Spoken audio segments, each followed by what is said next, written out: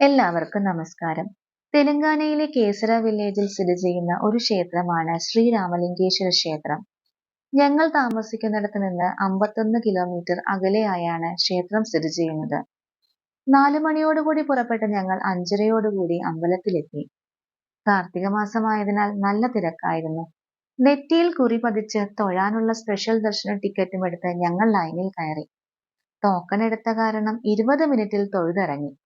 കുന്നിന്റെ മുകളിൽ സ്ഥിതി ചെയ്യുന്ന ഈ ക്ഷേത്രം ത്രേതായുഗത്തിൽ നിർമ്മിച്ചതായി പറയപ്പെടുന്നു. പരമശിവനാണ് പ്രധാന പ്രതിഷ്ഠ. രാവണനെ വധിച്ചതിനു ശേഷം ഇവിടെ എത്തിയ ശ്രീരാമസ്വാമി 101 ശിവലിംഗങ്ങൾ അവിടെ പ്രതിഷ്ഠിച്ച് പൂജ ചെയ്യാൻ തീരുമാനിക്കുന്നു. ശിവലിംഗങ്ങൾക്കായി ശ്രീ ഹനുമാൻ വാരണാസിയിൽ പോകുന്നു. എന്നാൽ മുഹൂർത്തത്തിന് മുൻപ് ഹനുമാൻ സ്വാമിക്ക് തിരിച്ചെത്താൻ സാധിക്കുന്നില്ല. ആ സമയം മഹാദേവൻ അവിടെ പ്രത്യക്ഷപ്പെടുന്നു. പിന്നീട് സ്വയംഭൂ ശിവലിംഗത്തിൽ ശ്രീരാമസ്വാമി പൂജ ചെയ്യുകയും ഉണ്ടായി.